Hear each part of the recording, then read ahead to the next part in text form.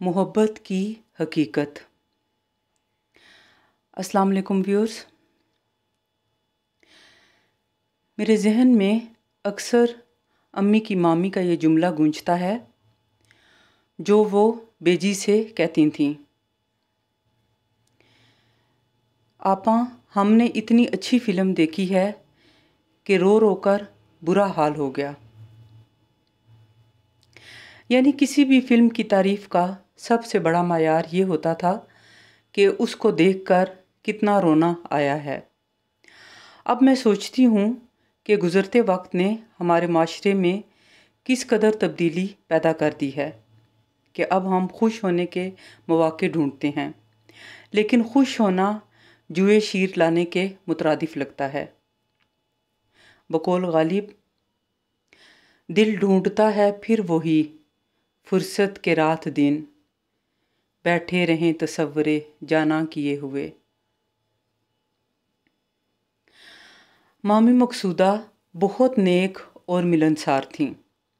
उनकी कोई बहन या भाई नहीं था, इसलिए सारी ज़िंदगी उन्होंने अपने ससुराल वालों को ही अपने मेके की हैसियत दी और अपनी नंदों को बहनों की तरह ही इज़्ज़त देती थीं।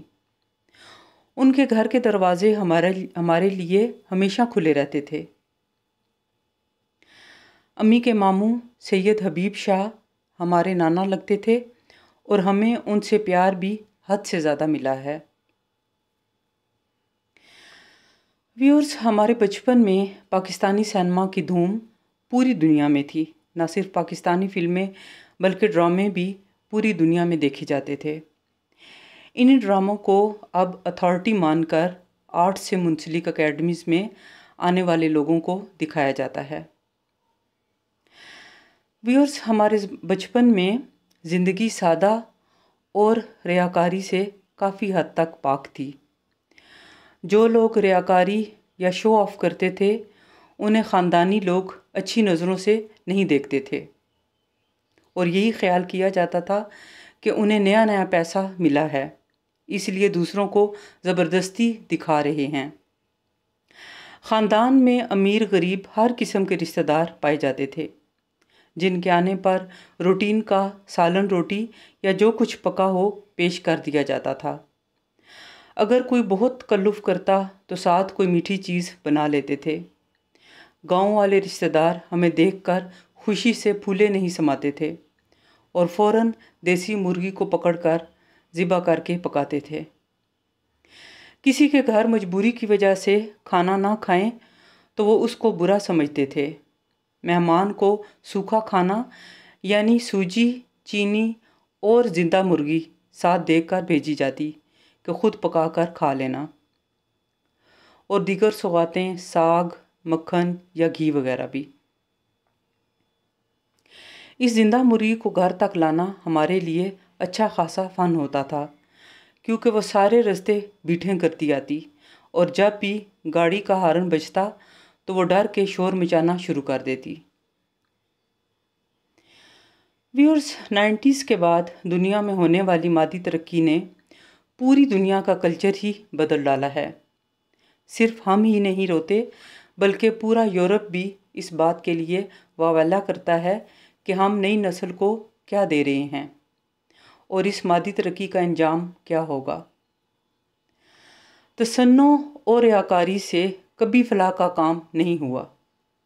इंसानी जहन दूर की कोड़ियाँ सुलझाने में मसरूफ़ है और अपनी ज़ात की गिरों को खोलने से कासिर हुआ जा रहा है।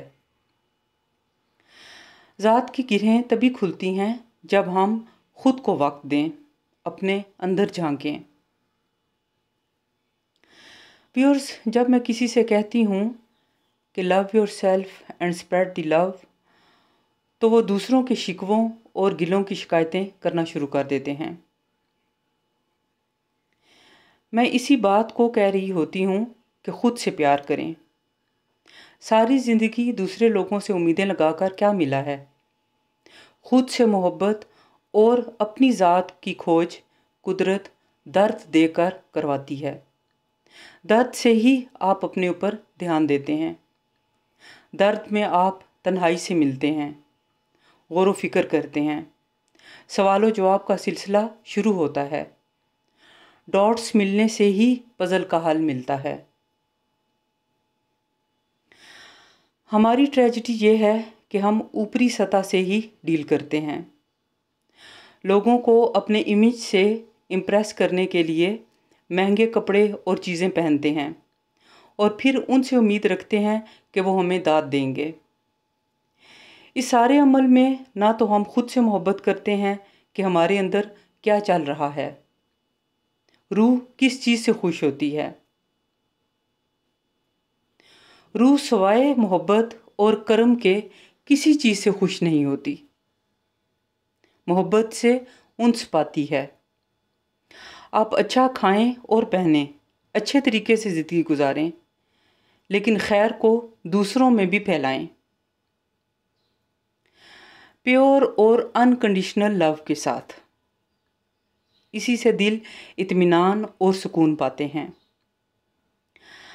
अनकंडीशनल लव में इंसान सिर्फ देता है और बदले की उम्मीद से बालातर हो जाता है, और यही चीज़ मोहब्बत को फैलाती है। जब मोहब्बत फैलेगी तो उसकी खुशबू पूरे माहौल को मुअत्तर करेगी और हर जी रूह इससे लुत्फ़अंदोज़ होगी।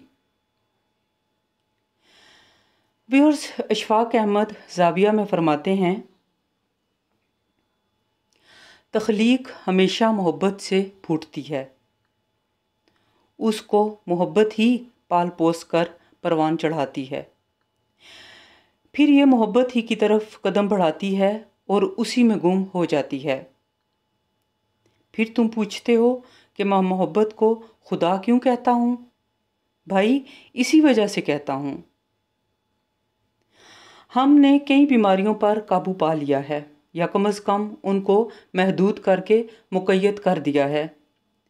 लेकिन इस सदी की सबसे ख़तरनाक बीमारी वो है कि जब इंसान इसमें मुब्तला होता है तो ख़ुदकशी पर माइल हो जाता है, अपने आप को तबाह करने की तदबीरें करने लगता है।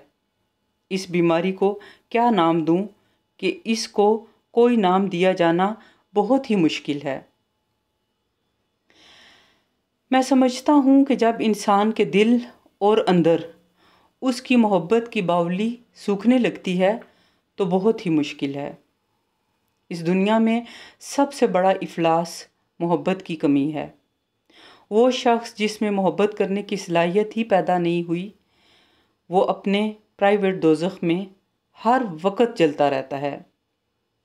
जो मोहब्बत कर सकता है वो जन्नत के मज़े लूटता है, लेकिन मोहब्बत का दरवाज़ा उन लोगों पर खुलता है जो अपनी अना और अपने नफ्स से मुंह मोड़ लेते हैं।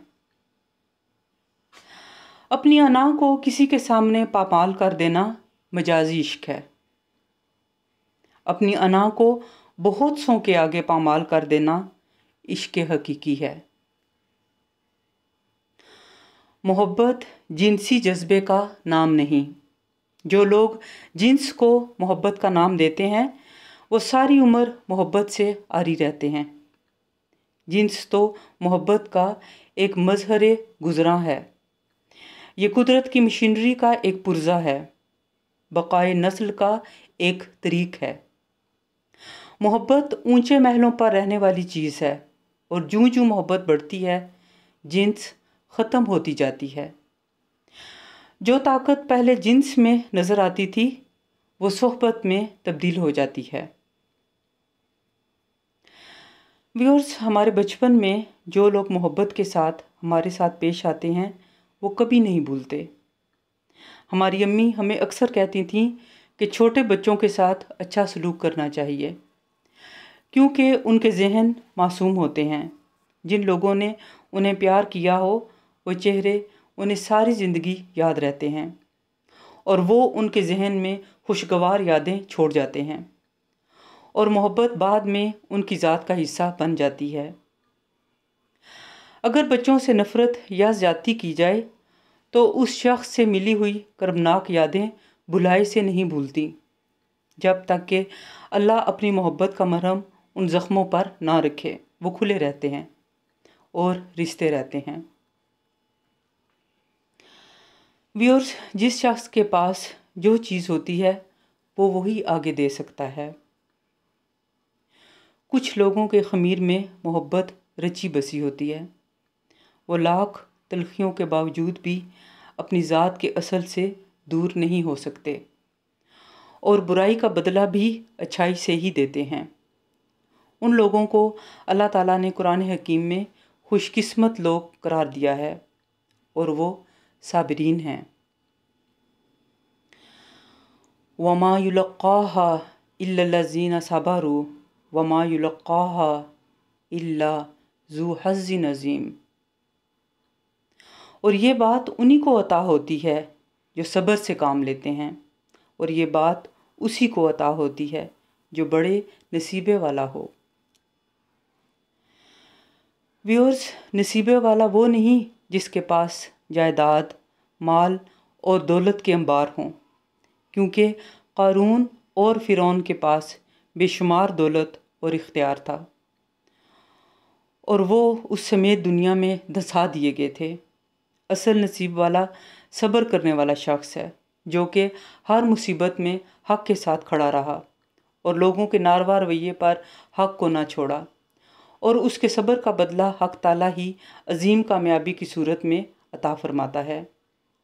अजीम कामयाबी हक़ की रज़ामंदी और खुशनुदी है। Love your self and spread the love. खुद से मोहब्बत करें और मोहब्बत फैलाएं। आप सबका बहुत शुक्रिया। अल्लाह हाफिज़।